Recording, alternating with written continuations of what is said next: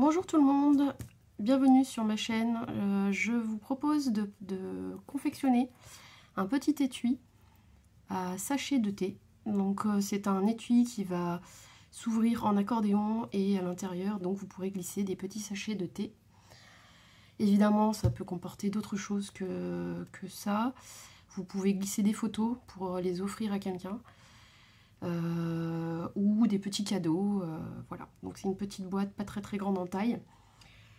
Je vais déjà vous donner les dimensions des papiers que j'ai prédécoupés pour que la vidéo soit pas trop longue. Comme il n'y a rien de compliqué, je vous donne juste les dimensions. Donc grosso modo il va vous falloir du papier uni sur une teinte et du papier à motif que vous agrémentez l'un avec l'autre selon vos goûts.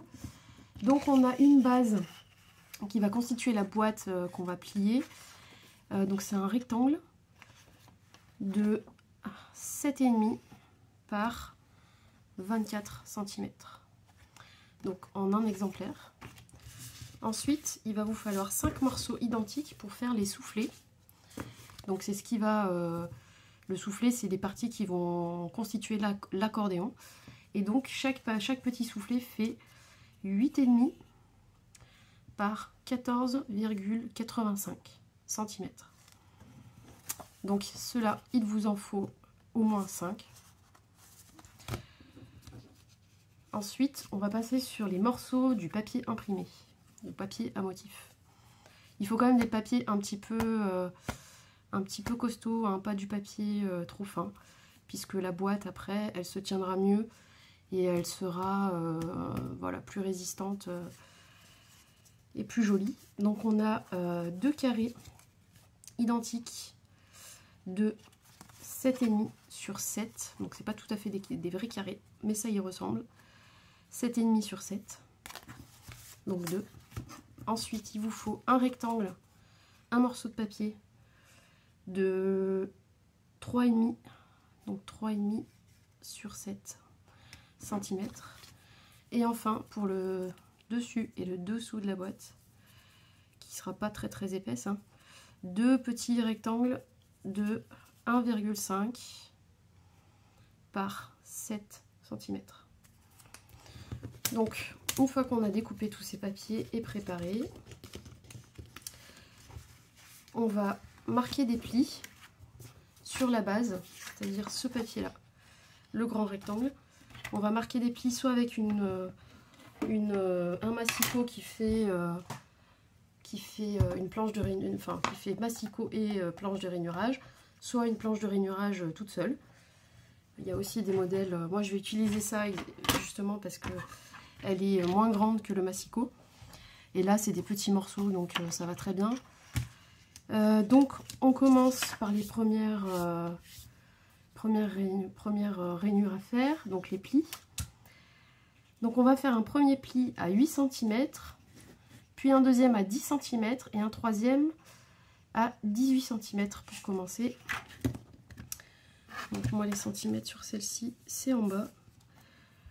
Donc j'ai dit le premier à 8. Voilà, je marque le pli plusieurs fois. Donc moi mon 0 est là, donc là je marque le premier à 8, je me déplace. Non, j'ai pas besoin de me déplacer. À 10, donc 8 il est fait, 10, je me reporte sur le 10. Ah oui, mais non, je suis en train de voir qu'en fait mes rainures elles sont surtout faites par rapport au inch en haut, et du coup le 8 tombait juste mais pas le 10. Je vais tomber sur pas sur le creux mais sur la bosse, donc je peux pas le faire avec ça. C'est pas grave, je l'arrange. J'ai le massicot à côté, simplement il prend un peu plus de place. Voilà. Alors, donc on a fait le pli à 8, ensuite on va faire le pli à 10. Donc là j'ai commencé de ce côté. Ici c'est mon point 0, du coup j'ai été obligée de le retourner le morceau. J'ai bien fait à 8 ici.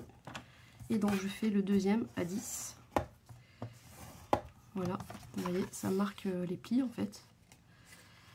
Et donc je suis obligée d'ouvrir mon massicot pour voir les chiffres au-delà de 13. Donc 8 c'est fait, 10 pour le deuxième, 18 pour le troisième.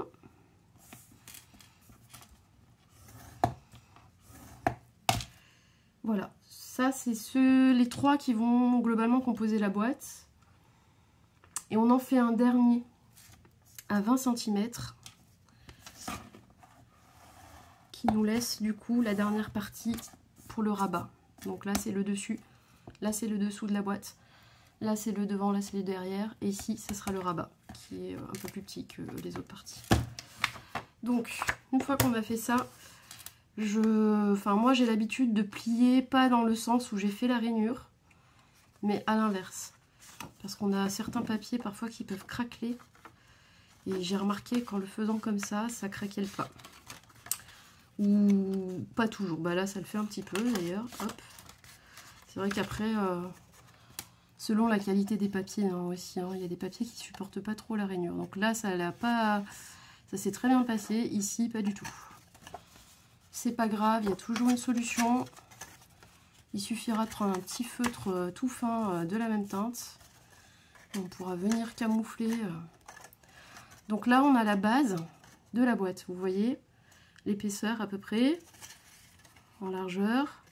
C'est vraiment un petit étui qui se glisse dans n'importe quel sac avec le rabat.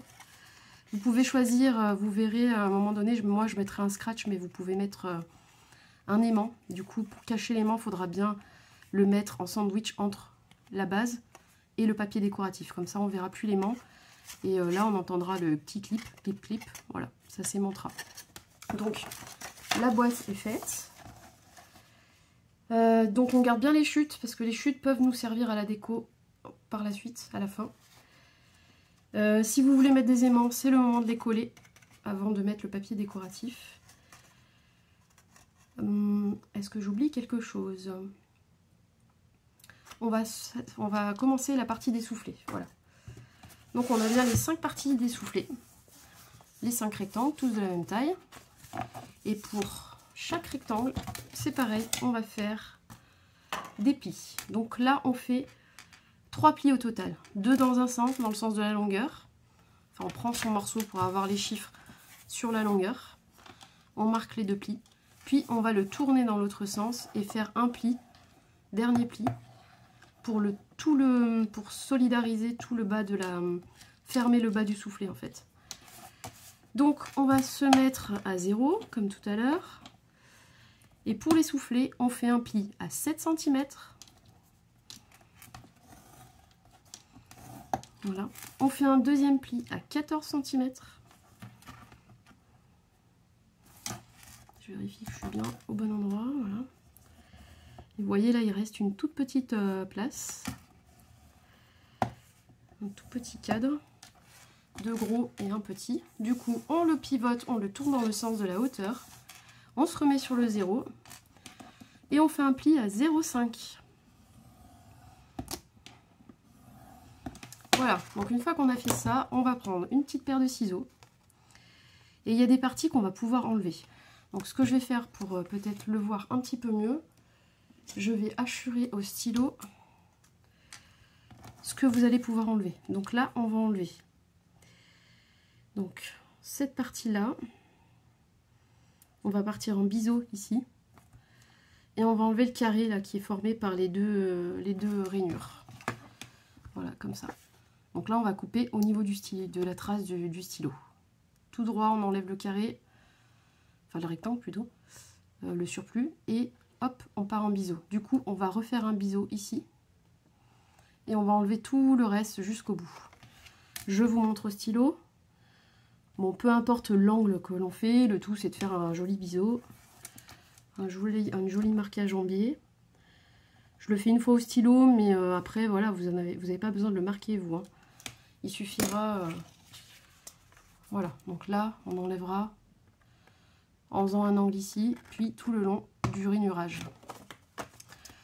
C'était juste pour que vous visualisiez bien vraiment la partie qu'il fallait enlever, parce que après, là, avec la caméra et juste au-dessus du ciseau, on voit pas tellement ce que je fais. Voilà, donc on enlève bien.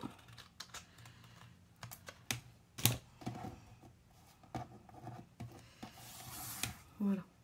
Donc on obtient ça. Et vous avez bien compris que j'ai oublié... Non, je vous ai dit une bêtise là. En fait, vous pouvez enlever le carré, mais même aller faire le même biseau juste au-dessus. En fait, vous enlevez tout l'angle. En passant par l'endroit où il y a le croisement des deux rainurages, en fait. J'ai fait une petite erreur, je m'en excuse. Du coup, on va pouvoir plier. Et ça, c'est ce qui sert de rabat pour le dessous et le côté pour se solidariser avec l'autre qu'on va coller. Donc du coup, on va faire les plis. Bon là, du coup, j'ai craquelé le papier. J'aurais dû tourner dans l'autre sens. On plie. Si on veut des meilleurs plis, on peut passer quelque chose de plat en plastique. Là, il n'y a même pas trop besoin parce que déjà que le papier craquelle un peu. Si je passe quelque chose dessus, ça va encore plus l'arracher. Voilà, donc on obtient ça.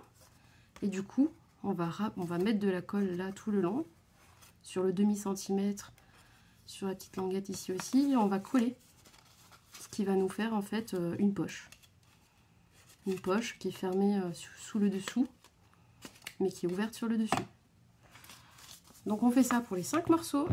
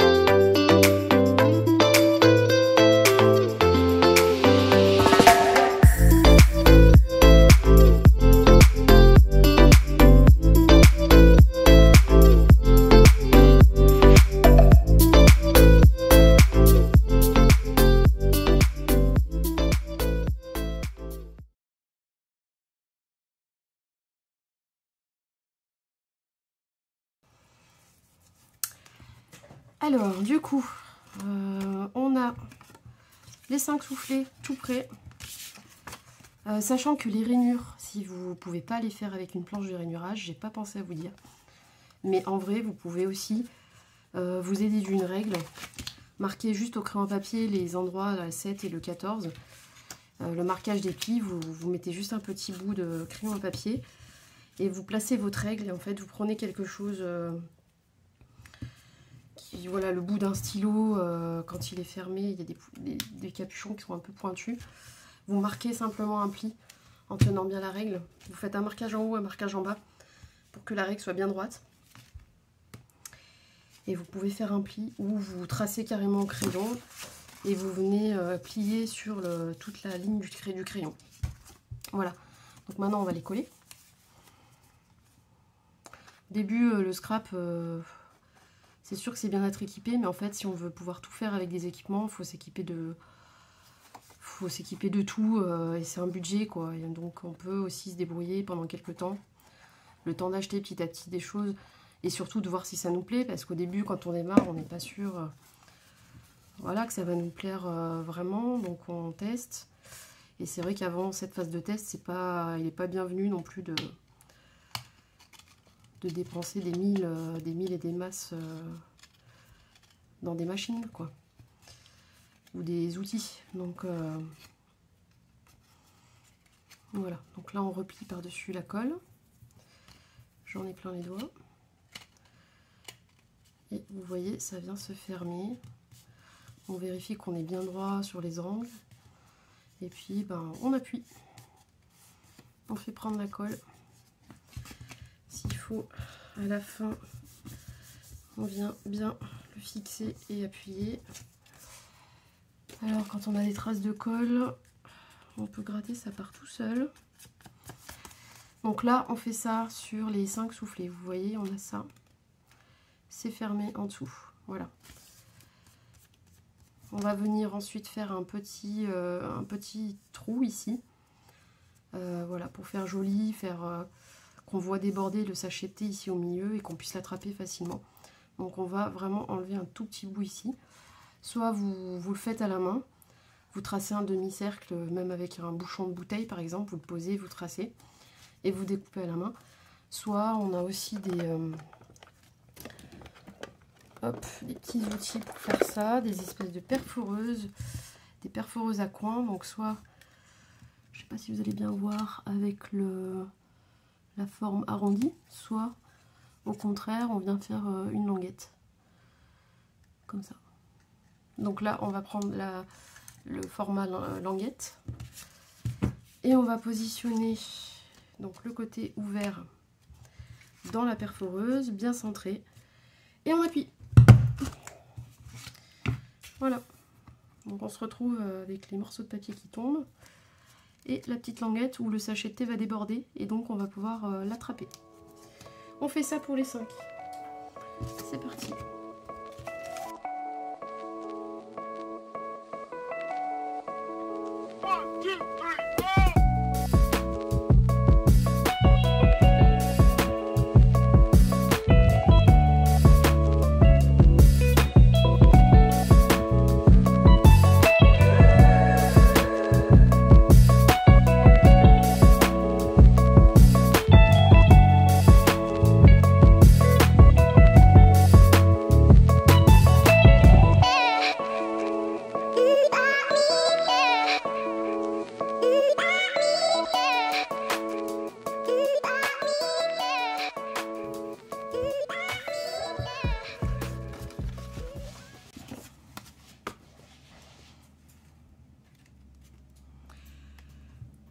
Donc voilà, une fois qu'on a fait les 5 soufflets, on obtient ça. Et maintenant, on va commencer à les coller ensemble en plaçant du double face sur leur centre, en forme de croix par exemple. Par contre, si vous faites des croix, il ne faut pas les coller trop près des bords. Donc il faut vraiment rester juste très au centre sans aller trop loin. Voilà, je vous expliquerai après pourquoi. Je vais commencer et je vais vous expliquer au fur et à mesure.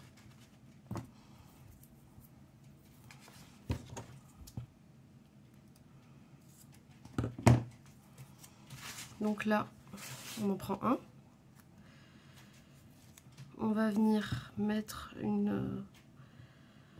un petit bout sur le centre.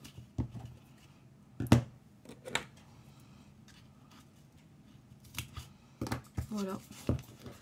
Pour plus de facilité, vu qu'on va devoir faire une croix, on enlève la première pellicule, sinon on ne pourra plus l'enlever. Et on fait l'autre. Voilà. On ne descend pas trop, c'est vraiment juste pour qu'ils soient fixés tous ensemble. Mais pour que l'effet soufflé se fasse et que tout s'écarte bien, s'ils sont pris trop collés sur les bords, là, s'ils sont pris trop près du bord, le soufflé va pas se faire. Donc ils vont rester tout serrés comme ça et ils vont pas pouvoir s'écarter. Alors que si c'est pris que par le milieu, hop, vous voyez, ça colle bien. Du coup, ils vont pouvoir s'écarter et faire l'effet comme un accordéon, tout simplement. Donc on les centre avant de coller. On cède avec les doigts de part et d'autre pour être sûr qu'ils soient bien alignés. Et quand on est sûr, on les colle l'un à l'autre. Voilà, et on appuie bien. Et on fait pareil avec tous les autres à la suite.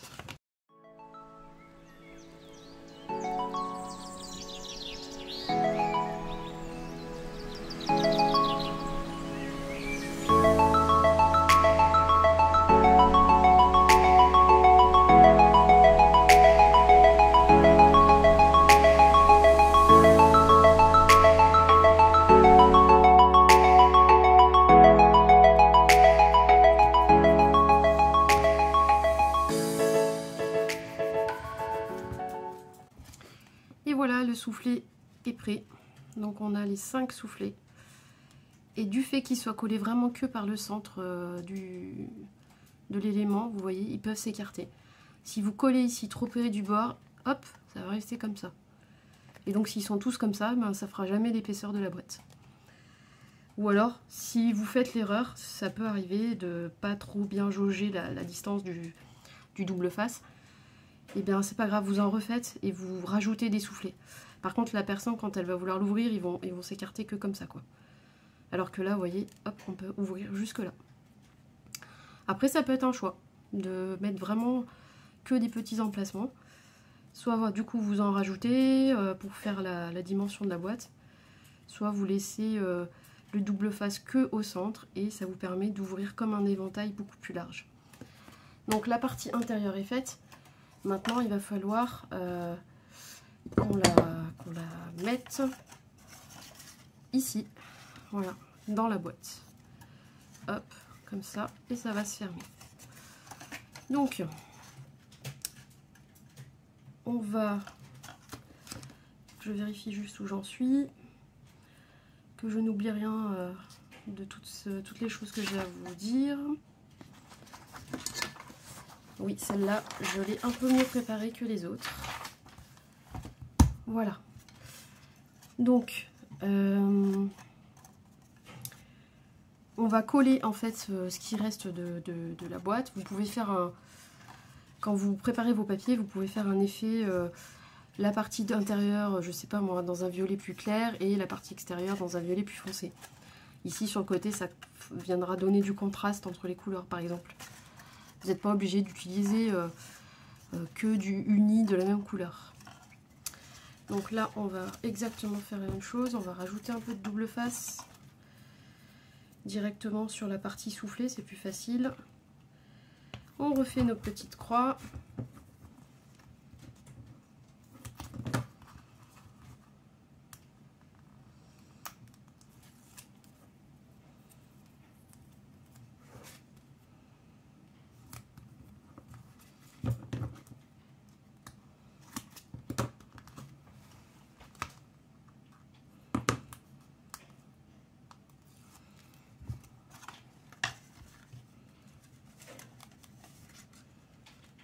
On centre bien.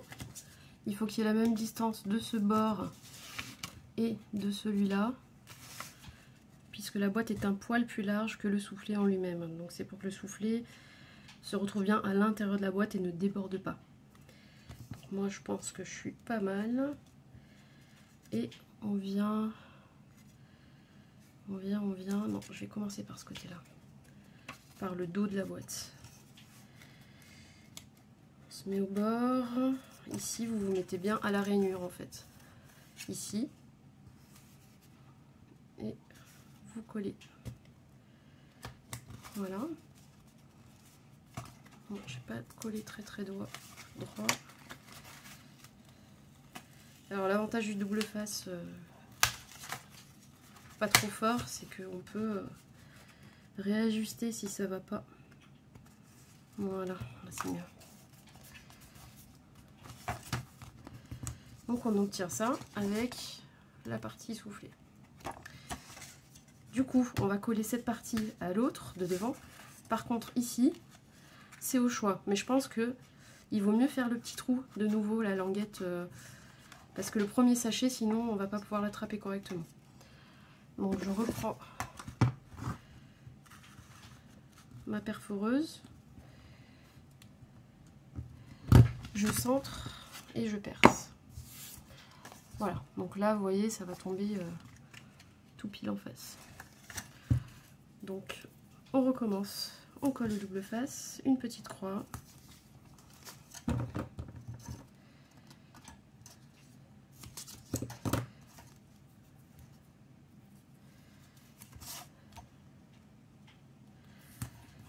Voilà.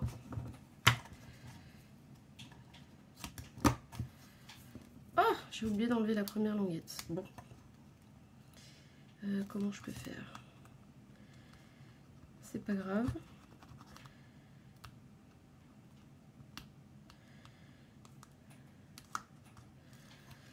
On va couper. Ici.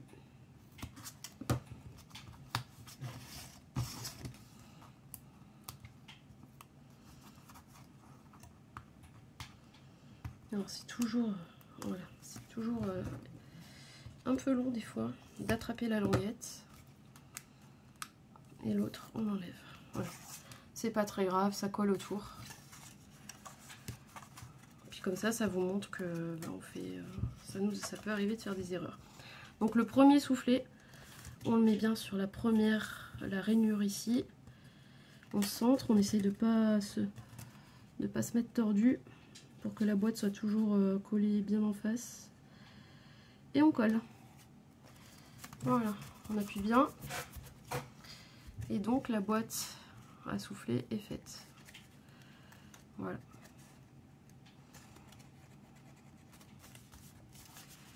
Donc, à la rigueur, ce que vous pouvez faire, c'est ici pour pas que ça, en fait, coller un peu plus près du bord pour ce qui est de l'avant.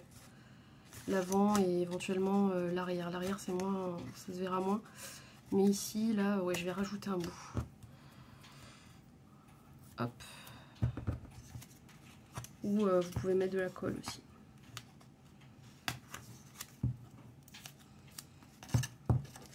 C'est vrai que sur la première que j'avais fait, j'étais allée un peu plus loin sur cette partie-là, avec le double face. Ou à la limite la colle, ça peut aller parfaitement pour cette partie-là. Puisque c'est le tout premier soufflé et que de ce côté-là, il n'a pas besoin d'être trop mobile. Voilà, donc c'est mieux. Ici, du coup, ça reste bien, voilà. Alors que là, ça saute, ça se soulève. Donc, c'est pas grave. Vous en rajoutez un petit bout jusqu'au bord.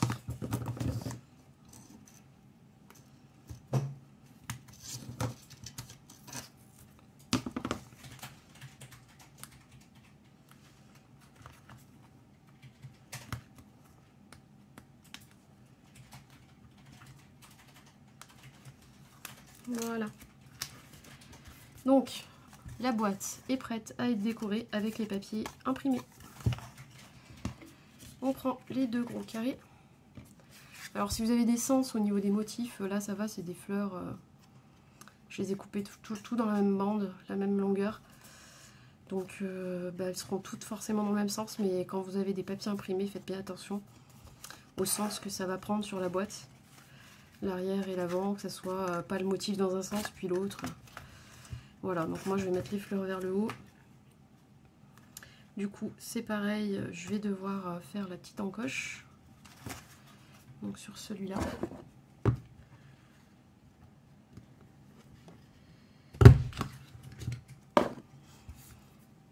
Et là je vais coller à la colle.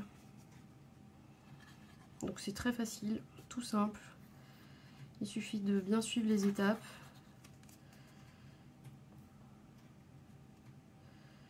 Si vous avez un aimant à mettre, c'est maintenant. Puisqu'après, c'est le papier coloré qui va le couvrir et on ne le verra plus. Mais il va continuer de faire sa fonction d'aimant. Donc moi, j'en mets pas parce que je vais mettre un scratch après. Et on centre. On laisse un petit matage. Un matage, c'est un petit rebord pour faire ressortir le papier du dessous.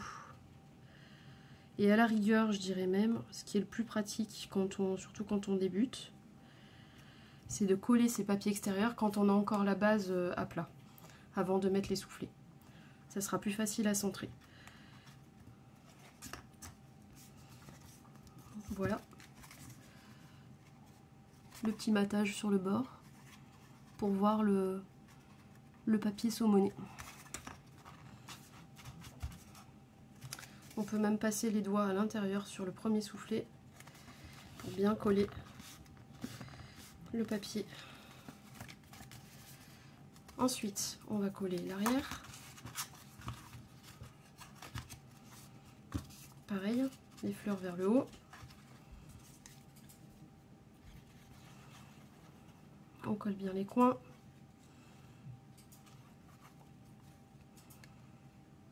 Ici, il n'y a pas besoin de faire l'encoche puisqu'on est sur l'arrière de la boîte.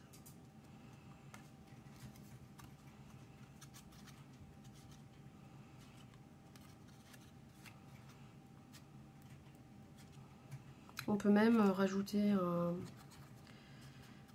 une petite chaînette si on veut faire comme si c'était un mini sac à main. On pourra l'insérer ici sur la partie du haut avant de coller le papier par-dessus. Et donc on pourra le prendre par la petite chaîne. Donc là, on va laisser le matage. On le centre. Et on appuie. Ce qui est bien avec la colle, c'est qu'on peut rebouger et ajuster si on a besoin. Voilà, ce qui n'est pas le cas avec du double face. Double face, il prend tout de suite. Voilà, donc là, on a l'arrière. Ensuite, on va profiter de cette zone bien à plat. Ça, c'est le rabat. Donc, je vais refaire la petite languette. Donc, je ne vais pas faire de languette, je vais arrondir les angles. Ici. Donc, je vais prendre ma perforeuse, mais de l'autre côté.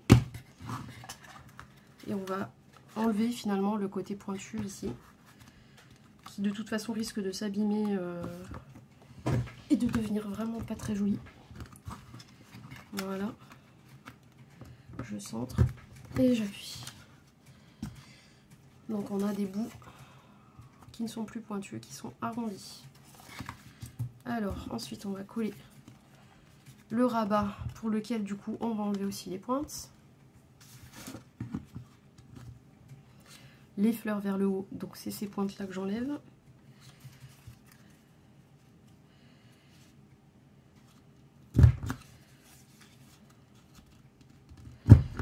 Voilà. Et on va venir le coller ici.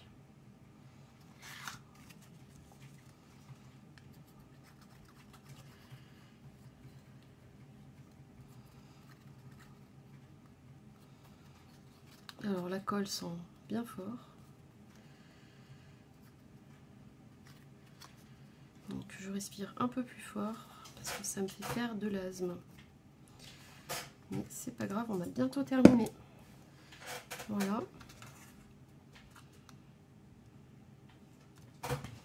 On centre bien, on mate le papier de chaque côté, de part et d'autre, à la même distance, et on colle.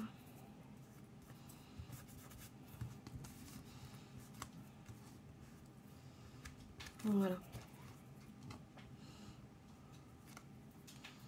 Alors cette colle après, on la frotte et elle s'effrite. Voilà, bien se laver les mains après. Donc il va nous manquer cette partie-là qui est le dessus de la boîte et pour la finition le dessous. Voilà, toujours en gardant, moi j'ai les fleurs donc j'essaie de garder le même sens.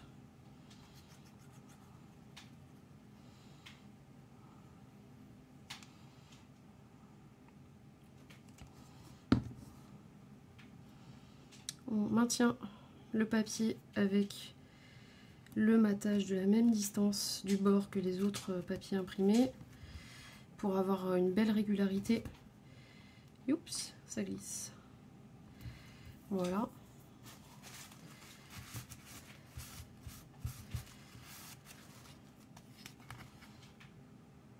Voilà.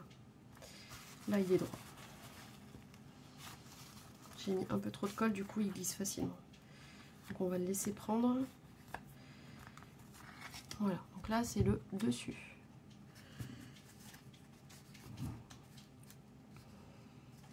L'avant. L'arrière. Bon, la colle, il faut attendre qu'elle prenne bien. Donc, je tiens bien l'avant. Et ici, on glisse les sachets de thé. Qu'est-ce qui nous manque? Il nous manque la fermeture et coller le dessous. Alors oui, l'avantage de coller avant de construire la boîte, c'est qu'après on est bien à plat.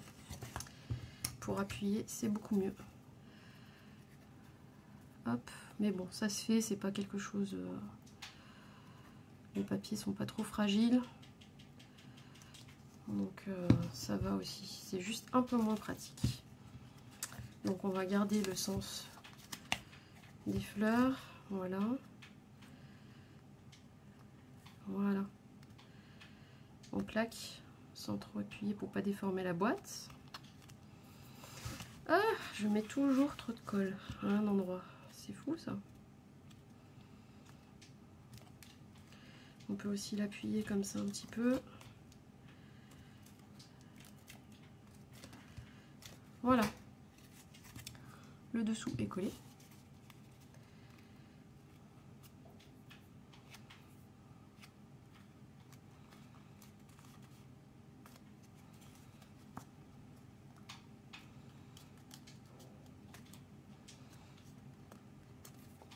Ensuite,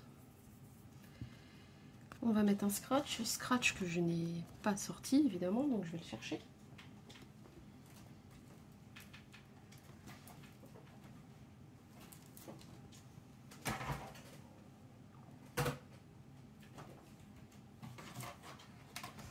Voilà, donc moi j'ai pris des scratchs à Action qui vont très bien, 3 francs 6 sous évidemment, donc moins d'1 euro.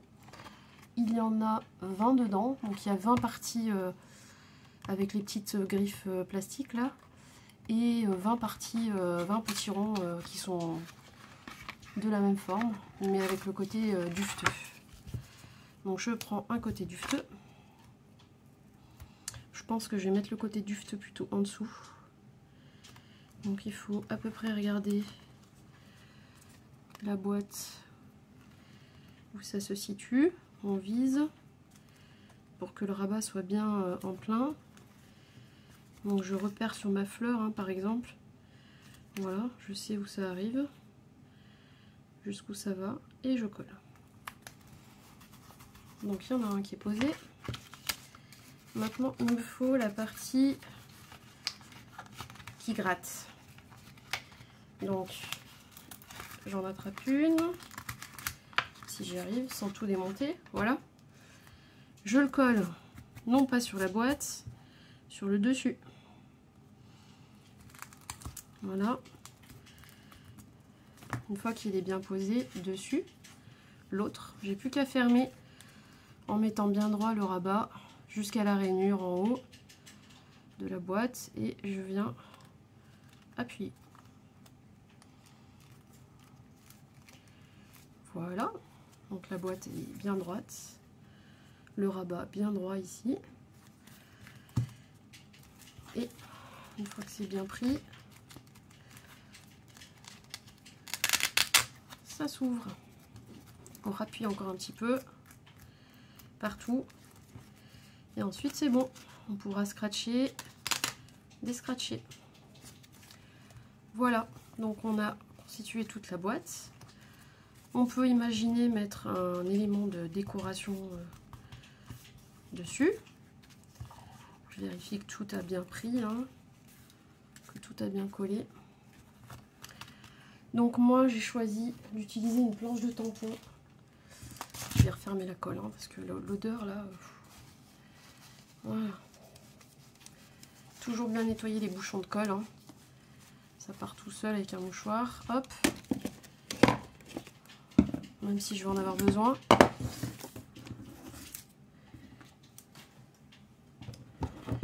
Alors, j'ai décidé donc, comme je vous disais, avec une encre noire que toutes les scrapeuses, ou quasi toutes, connaissent, c'est la Versafine que je stocke à l'envers pour que l'encre soit toujours prête à être tamponnée et que le pad d'encre ne sèche pas. Donc on a Versafine, c'est une très bonne marque, il y en a d'autres, hein, c'est pas la seule, hein, mais celle-ci, elle vous fera jamais défaut. Elle met bien en valeur tous les petits détails des tampons, c'est vraiment fait exprès. C'est une encre peut-être moins liquide que d'autres et du coup elle est légèrement enrobante, ce qui fait qu'elle arrive vraiment à marquer des petits détails que d'autres encres bas de gamme ne vont pas réussir à marquer. Donc ça c'est une référence, voilà, si vous devez investir à un moment donné, généralement c'est 7-8 euros. Et puis parfois peut-être au solde vous l'avez un peu moins cher. Mais il ne faut pas s'économiser sur ce genre de détails si on veut un travail joli quoi. Et un beau rendu. Donc je vais utiliser cette planche à tampons de la marque Rougier et Play. Je vais utiliser celui-ci, voilà. Fait main avec amour. C'est une jolie planche un peu sur le thème de la couture. Évidemment, à la base, je fais de la couture, donc c'est évident que je craque sur ça. Hein. Mais là, aujourd'hui, on va se servir de ce tampon-là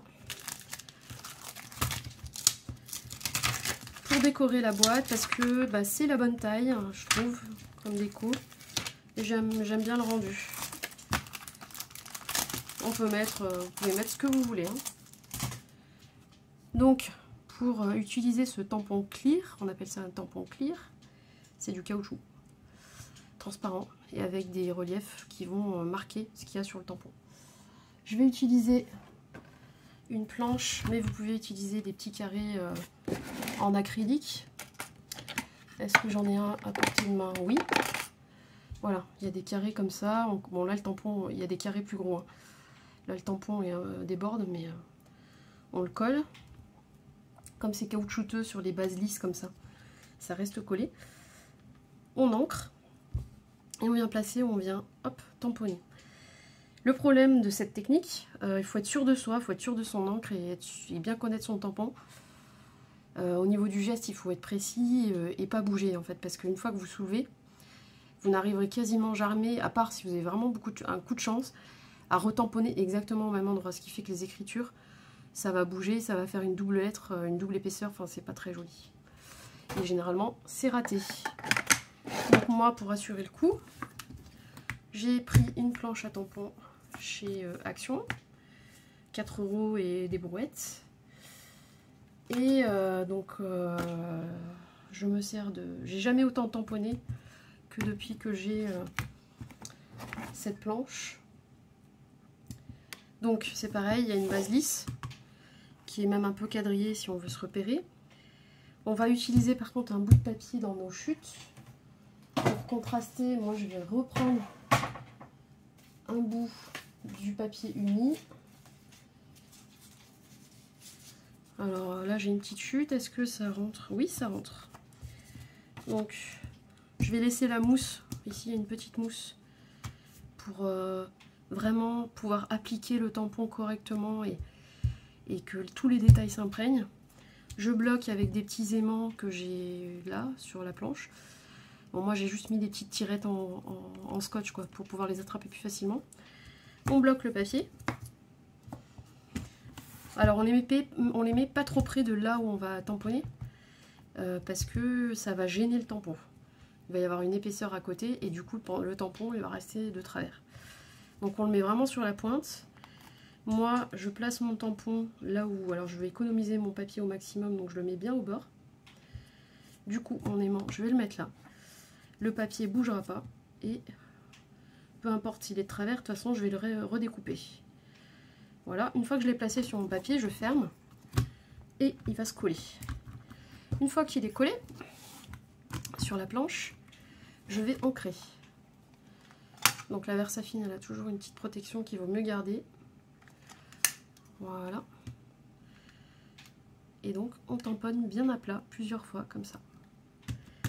Jusqu'à ce que on voit que tous les détails sont bien noirs. Toutes les lettres. Il ne faut pas trop en mettre non plus parce que sur les détails très très fins, le petit creux pour faire le détail va se gorger d'encre et finalement on verra pas les bosses et les creux ne feront plus de dessin du tout, ça va faire une ligne et on verra pas autant les détails.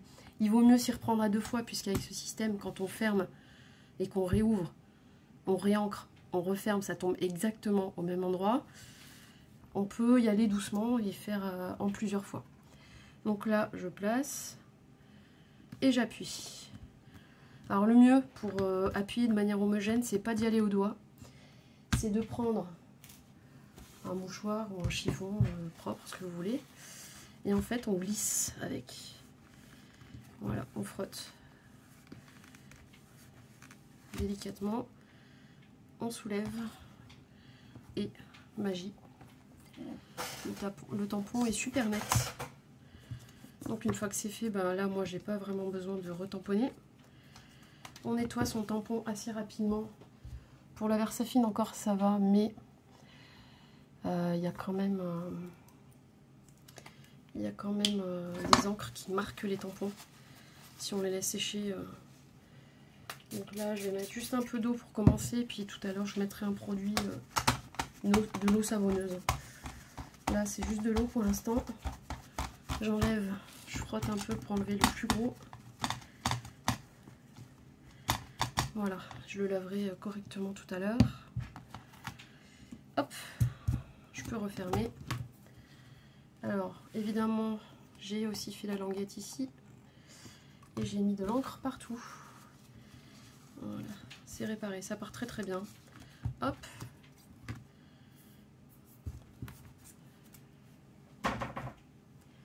Faut toujours bien refermer ces encres par contre.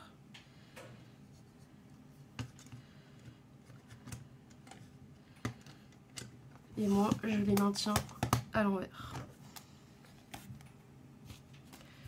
Donc, faire attention à ne pas mettre les doigts, attendre que ça soit bien sec. Je vais détourer. Donc, ça veut dire qu'on va découper au plus près du dessin. Donc, on peut toujours laisser un demi-millimètre ou 1 millimètre après le dessin. Ou alors, vraiment, on vient couper à ras, quoi. Comme vous préférez. Moi, je laisse un tout petit liseré autour. Là, c'est simple parce que c'est arrondi. Il n'y a pas de voilà, d'effet comme ça avec des détails. Les lettres, forcément, quand on veut faire le vrai contour, c'est un peu compliqué. Il est simple à découper.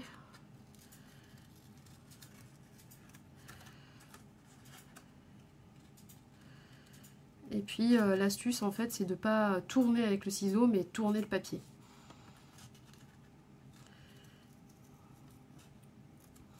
On est beaucoup plus précis comme ça. Et régulier aussi. Voilà. Donc, on obtient ça. Et moi, je vais le placer ici. Juste devant. Là, on va le coller. Alors, vous pouvez le coller avec de la colle, avec du double face. Ou, vous savez, maintenant, il y a des rouleaux de double face en mousse. Donc, il y a une épaisseur de généralement de 1 mm. Il y en a aussi de 2 mm. Il y en a de 3 mm. Où vous avez du 1 et vous collez plusieurs double faces l'un sur l'autre pour faire la hauteur en millimètres.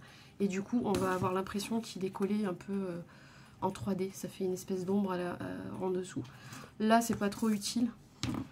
J'ai pas forcément très envie qu'il soit en relief parce que des fois, on va glisser dans un sac. Et j'ai pas envie que ça s'accroche en fait de partout. Mais sur les cartes, en 3D, ça a toujours son petit effet. De mettre un sentiment ou un mot gentil et de le mettre en 3D, c'est plutôt sympa. Voilà. Pareil, Action, vous trouvez de la mousse 3D à 3 francs 6 sous, pardon. C'est moins d'1 euro, je sais plus, ça doit être 75 centimes le rouleau. Et pour le double face comme ça, c'est pareil.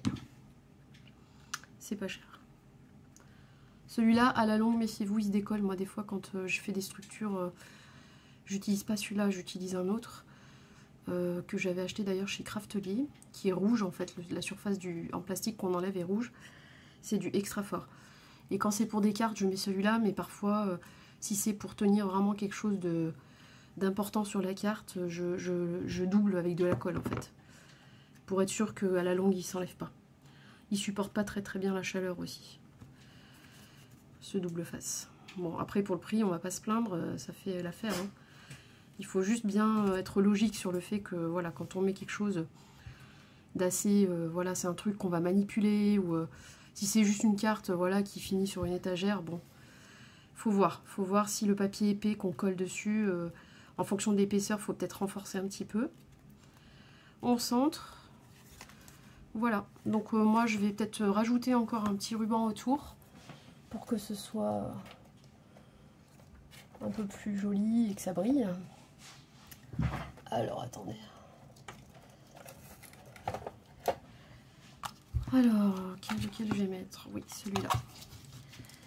Donc pour mesurer, je vais faire le tour. Hop. À peu près, la quantité qu'il va me falloir, un petit peu moins. Voilà. Alors, le ruban, moi j'ai tendance, mais déjà parce que c'est en couture qu'on fait ça, mais je pense qu'en scrap aussi, on brûle toujours le bout très rapidement. Hop. Ça évite qu'il s'effiloche. Hop, voilà. Donc non, je ne fume pas, mais j'ai un briquet que pour ça. Voilà, ensuite je vais faire un petit nœud. On peut d'ailleurs ajouter une mini étiquette, vous savez, comme quand il y a les prix sur les articles des fois. Des jolies petites étiquettes. Là, j'en ai pas sous la main, j'en ai pas préparé d'avance. Et vous la mettez dans un des 2 fils avant de faire le nœud. Donc ça fait comme si c'était voilà, un petit article d'une boutique.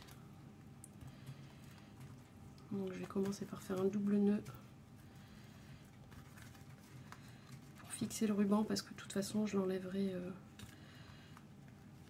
Je préfère qu'on le fasse glisser pour l'ouvrir après, plutôt que de défaire complètement le nœud. Voilà. Décidément j'ai l'encre sur tous les doigts. Comment flinguer une pose de vernis en une boîte à thé? Voilà, c'est tout moi. Donc là j'ai fait mon petit double nœud, je vais me mettre bien en face et je vais faire mes 2 boucles et mon petit nœud papillon.